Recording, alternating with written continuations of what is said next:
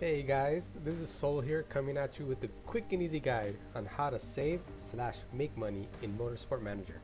And by quick and easy, I mean long-winded and convoluted. So let's get started. No particular order, I just figured just go through each menu here and see if there's any way to save money. So the first thing you can do is create your player. The backstory here, there's one financial will save you 5% on purchases. That I think that's what it says. How that translates in, how much money are you going to be saving? Not too sure, but it's free money. You're going to save money either way. So how much of it? Don't care, as long as you save money, right? I went with X Driver just for the role playing purposes, and frankly, I didn't really know if the money thing was going to be a problem. So you want to save some quick easy money, make your player financial, and you're going to be good. Mail, nothing. Car, how do you save money on your car? Okay, well, you have to spend money to design parts. You don't have to design parts. How many you want, how much, how good you want your car to be is up to you. You can take it to Epic if you have the right headquarters facilities, or you can just make everything average, spread across, or just focus on one part. I would really concentrate on your engine. It has the biggest impact on your performance. So if you're going to spend any money on your parts, I would totally focus it on engine. And then it's pretty much in order as displayed on the screen. The engine is the biggest impact, then the gearbox, then the brakes. The other three, very little impact on performance. So you probably save money on not really concentrating on them. And depending on what championship you are, right? Some of them have this, you can't upgrade them. They're spec parts. So if you can get those spec parts and concentrate on the first three items, you save money and you're able to gain bigger performance boosts and catch up to the AI. So how do you save money by making parts? Well, your designer components is what's going to save you money. And if you get far enough in the game where you're making 3, 4, 5, 6 engines, for example, right here I made 3 already, and I plan to make me at least one more for sure, and then maybe another one to get the top end of the line engine. So these engines that are you made first, you're not going to use them.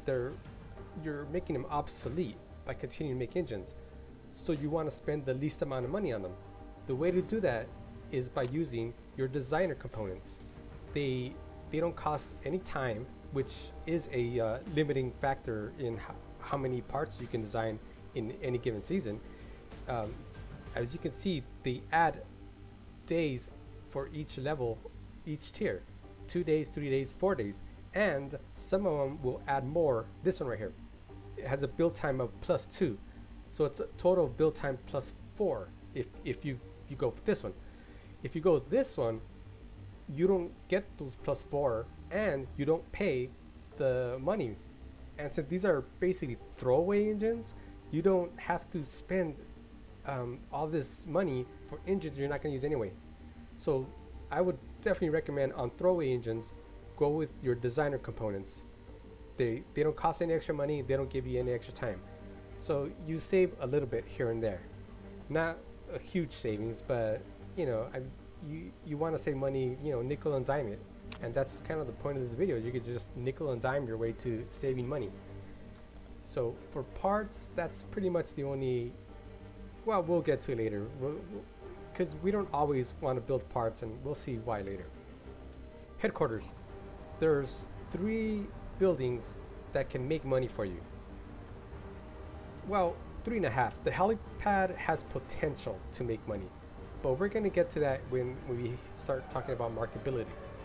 The 3 that I'm thinking of is the tour center, the road car factory, and one I don't have yet is a theme park. These are just basically you invest in them and then they give you back money every race. Unfortunately, they cost quite a bit. The car factory costs about 65 million, and you get about a million back per race.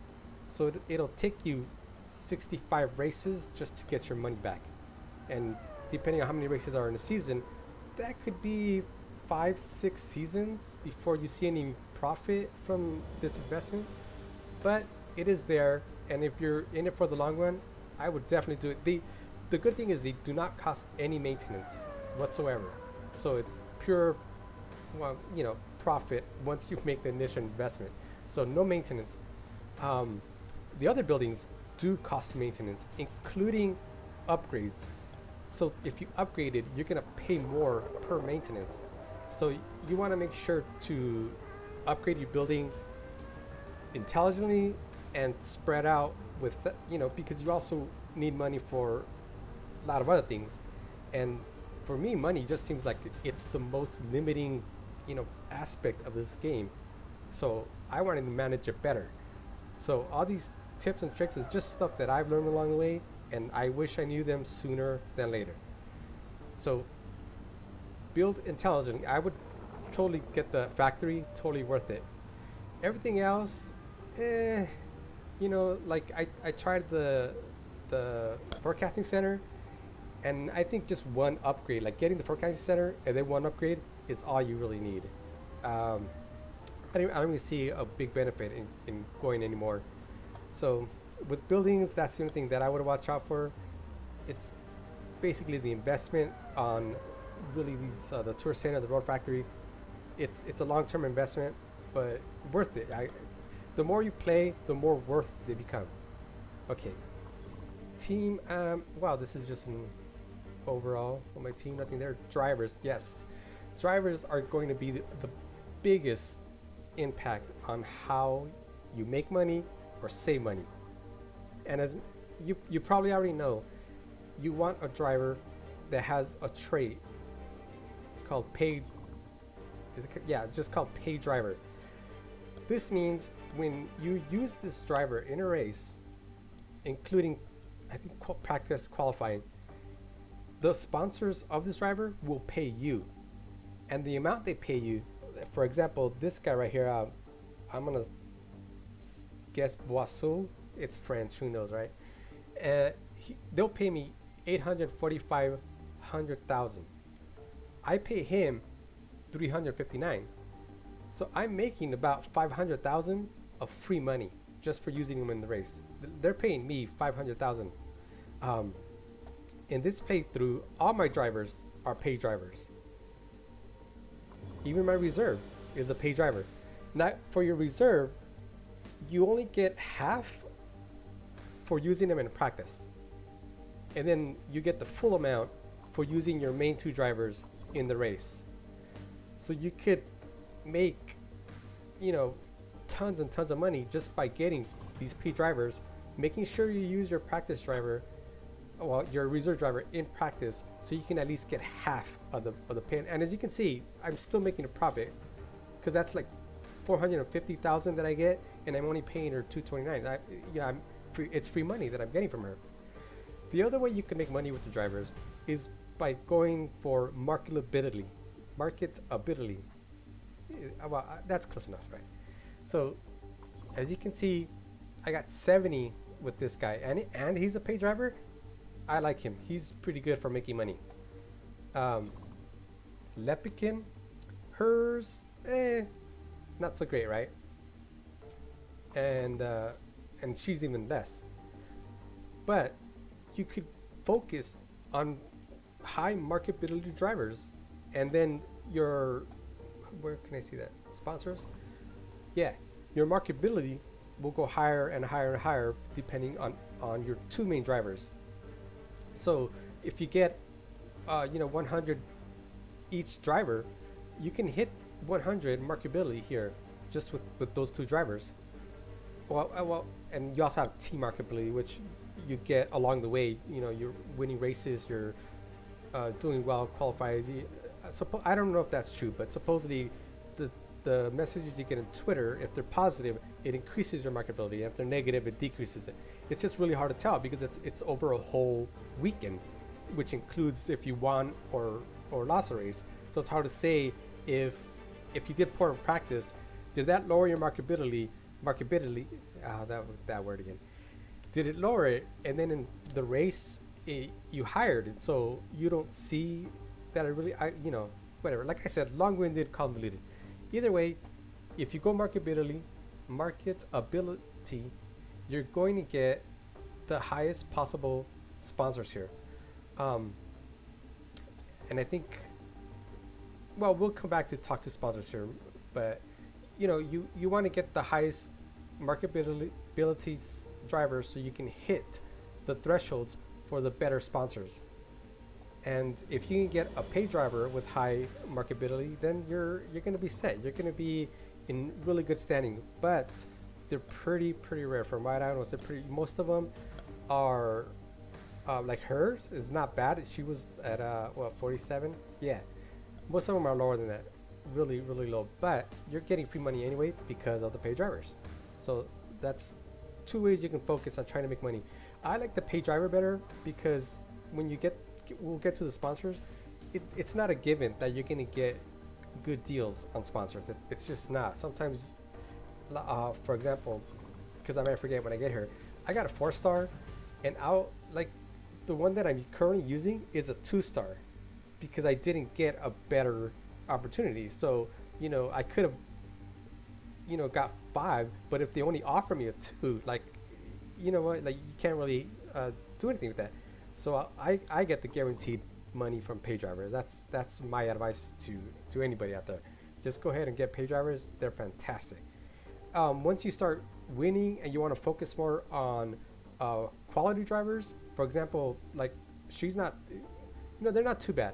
But right now I'm in the world championships, and they're not top notch. They're really good, but they're not top notch drivers. So if you want to focus on top notch drivers once you've set, start getting your income to be, enough so you can spend money on your car parts, on your drivers, and on your staff, and not go, severely bankrupt, then you can totally do that.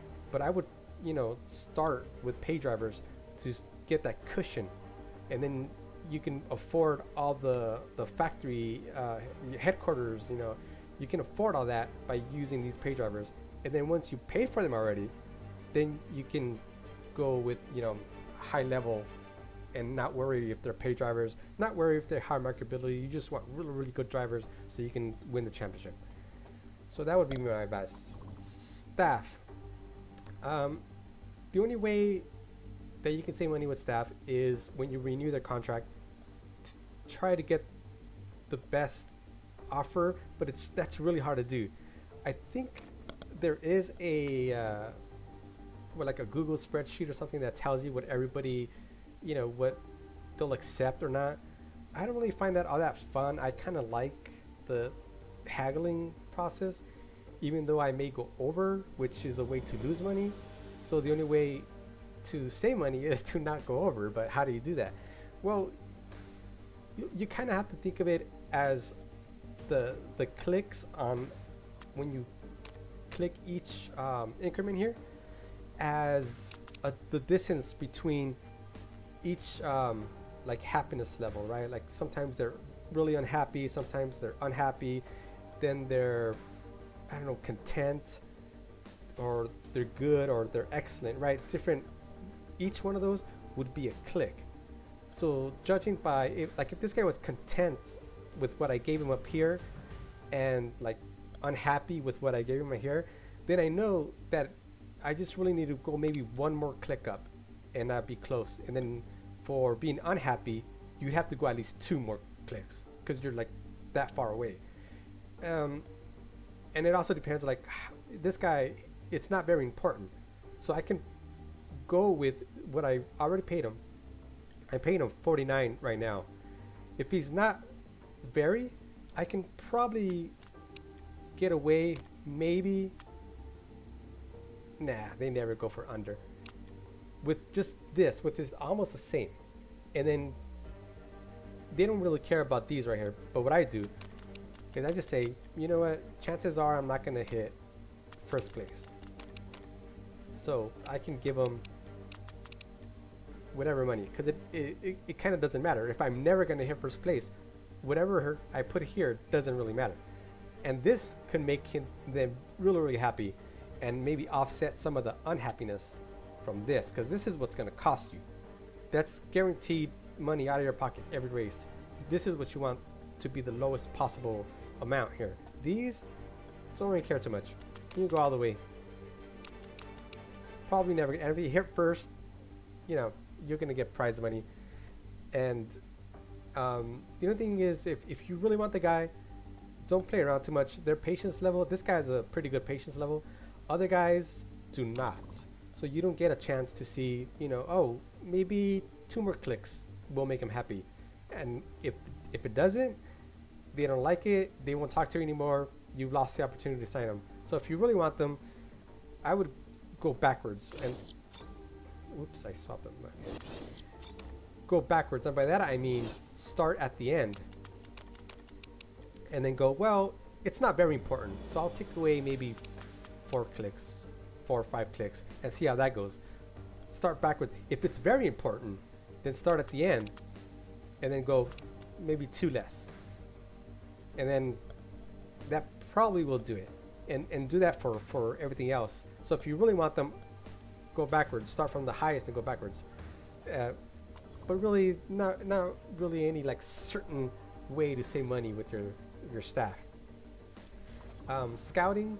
The only thing is, go to cost per race and go all the way to the bottom, and you get all the people who are unemployed. When they're unemployed, they're more likely to sign for lower money than as if they were employed. A really good example that happened, it actually happened to me. I lost one of my drivers, and I forgot, I think I let this contract lapse, or they had a team rivalry, and I had to like just pick one driver or the other.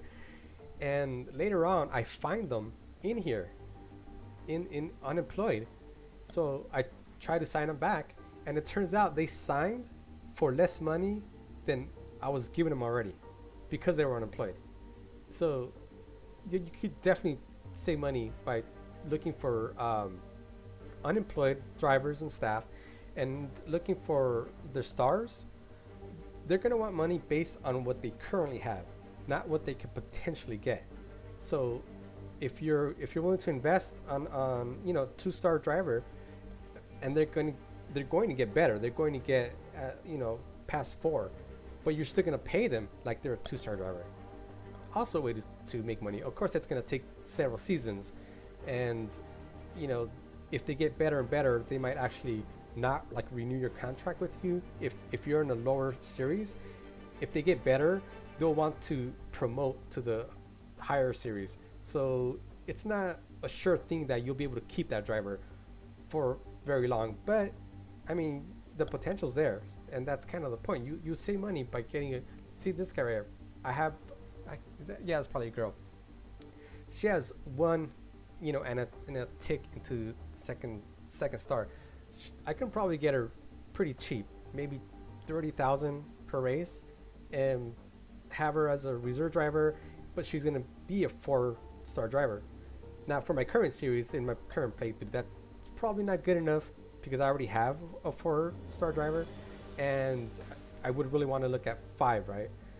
But as an example, if you're in a lower series, definitely look for drivers like that who are unemployed. You'll be able to get them for really, really cheap. Finances. Okay, here's an easy way to save money.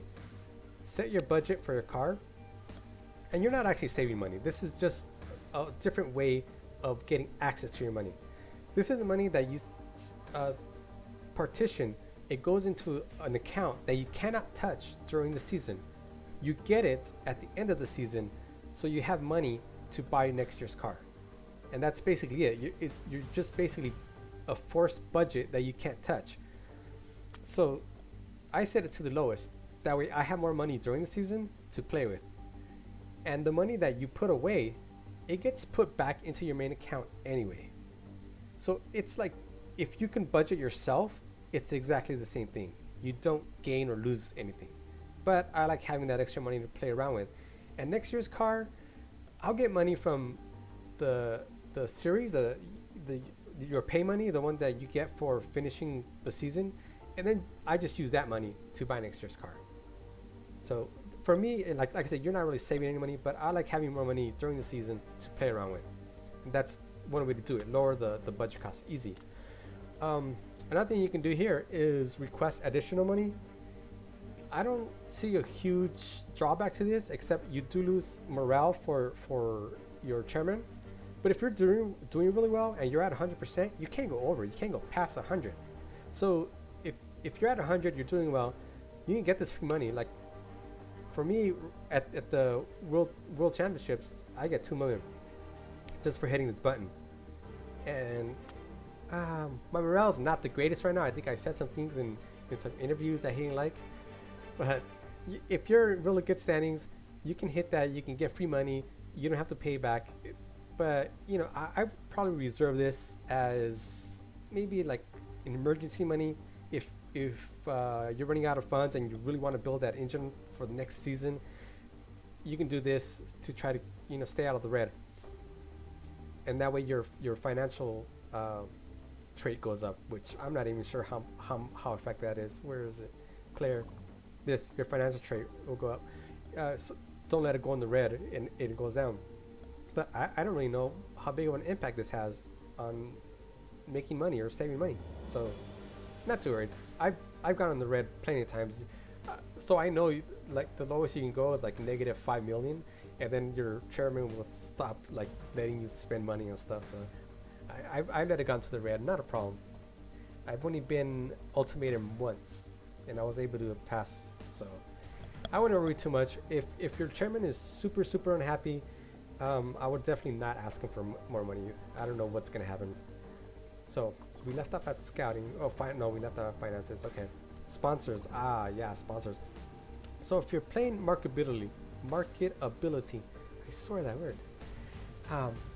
You want to get your enough to hit a threshold. Now, I looked it up and I saw that the thresholds were like every quarter. So at 25, 50, 75, and then 90 for the very last star. But I don't think that's true, because I'm at 72 and I got 4-star. Where if we were to go, by what I read, at 75 you would get the 4-star, and then at 90 you get the 5-star. But in either case, you do want to hit those thresholds. If you don't hit those thresholds, it doesn't matter what drivers you have. If I had a driver that was better than Lepkin here, but it didn't get me to 90%, then it's worthless. You don't get anything. You don't get 4.5 stars. So you really just want to hit those thresholds. And like I mentioned earlier, the stars is just a gauge of what potentially could be offered to you. You may not get any 4 stars offered to you in any of these if you have like bad luck. Basically, it's totally random.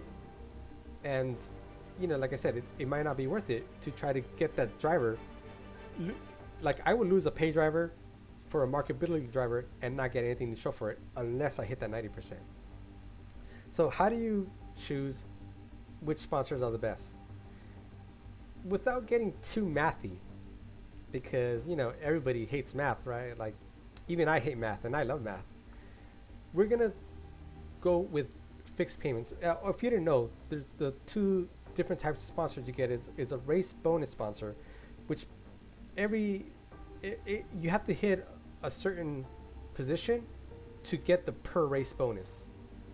In the fixed payments, it doesn't matter where you race, where you end up. The bonus per race, you get it either way. So this one's probably the easier one to start with. And I purposely left off here on my game so we can go through some sponsors, some offers here. On these, well, I guess I could have waited 1 race and not pick anything, but these are easy enough. You get a fixed per race amount, and then you get an upfront amount. And the way to break down, without getting too mathy, which one's the best quote, the best one, is you get the per race amount, times it by how many races it is, and then add the upfront payment. And whatever is the most amount there will give you the most amount of money, but it not necessarily give you the most amount of money per race, because one of them could be for like 15 races. For 15 races, you get like $1 million, and another sponsor will give you, you know, $500,000, but only for 4 races. You know, the one for 4 races is actually worth more money per race, but you get more money overall if you go with that other sponsors. And you also have to think about when you get the longer sponsors, you know, you could be missing out on better sponsors if you get a really, like this guy right here. He was the best. Well, it is the best one that I could pick right here, and as you can see, it's only a 2-star, and I don't remember how long the race was, but I would really have wanted this to be really short, because it's not a great sponsor, and then I can get a chance to get a new one. If I go for a long one and it's a good sponsor, I still lose the opportunity to get a better sponsor, but at least in the meanwhile I'm getting something for it. And this one is, that's why this one's not great. This one's stopping me from getting a better sponsor because I'm stuck with it for 4 more races. So that's one thing to keep in mind. Sometimes getting the better per race is better than getting the better overall. Yeah, that might be a little difficult to understand. I would just get whichever one ends up being the best per race and not worry about like how long it is. You know, just don't worry about it. It's like not even worth it. Your microbility may go down, and you know, you may want a really long, you know, mediocre sponsor. These right here are a little bit more complicated, and I think it would be easier if we think of this in such a way where we know we're going to exclude some of these sponsors, because each of these sponsors, you get 3 opportunities, right? We'll have to let it run for a little bit, get the sponsors in. But you're given 3 opportunities to get a sponsor, and it doesn't really matter, you know, which ones you get if you can't like use it. And we'll talk about that. Accept the interview. Okay, I'm not really interested. Yeah, I just want to get to the sponsors. Okay, 5, 1 more. There we go. Okay, here we go. As you can, if you look by the stars, not great. 4-star opportunity, and I get offered 1, 3, and 2 that are 2. Not great. So here's what I was trying to get to earlier. If it doesn't matter, because these are all 2nd or above, but in where I'm at right now, I'm middle of the pack, so around 10th. I'm never gonna see this. Never gonna get 2nd. Well, I wouldn't say never, but I'm never going to pick 2nd or above. So the per race, it might as well be 0, because if it's, I'm not going to use it per race. It's like multiplying by 0. It doesn't matter how big this is, it's still going to end up to 0. So my advice would be just get the upfront payment, because you're going to get this no matter where you place. So I'm actually going to do that right now. Obviously it's more than, see, this is a 3-star, but in this case the 2-star is a far better deal, because I'm never going to see this. This guy would pay me big money if I can get 2nd or above, and if I could get 2nd and above, then this would be my best sponsor. So you know, you can't always go by how many stars you get or how many per races. You want this one, the upfront, and this pretty much means that you don't care about any of these. Accept that. Give me my money. So you get 3 per sponsor here for, you know, I guess these are like your spots on your car. So you got to think of it as you're getting 9. You're getting 9 offers, 3 per, but you could only ever use one of them, and that's what's important here. And that's what you have to, like for me, it's this one right here, 12th or above. Like that's the one that I'm going to consistently aim for. So it doesn't matter what they offer me here per race. I'm not going to use it. It doesn't matter what they offer me here per race. I'm not going to use it. So you have to know where you're going to land. Like these guys, I think they're like 10th, between 10th and 5th place. See, again, no 4-star, but at least I get 2 stars. And again, I'm not like 6 or above is plausible, but it's still kind of a long shot for me. So I'm just gonna say no. I'm not gonna hit 4th. I'm not gonna hit 6th or above. So I'm not gonna see these per races bonuses. So I want the upfront payment. Easy. Now these are the ones that are going to be like 16th and above, 14th and above, like in that range. These are the ones that I'm actually going to look at and pick the one that I can, you know, you can consistently get, and or just have a ton of like if it has a ton of upfront money and it's like 16th and above, and you think you can do like 12th and above, like you still don't lose a whole lot of money by going for a 16th and above because of the upfront money. So my advice, just get the upfront money. Don't worry about it. There's no math involved.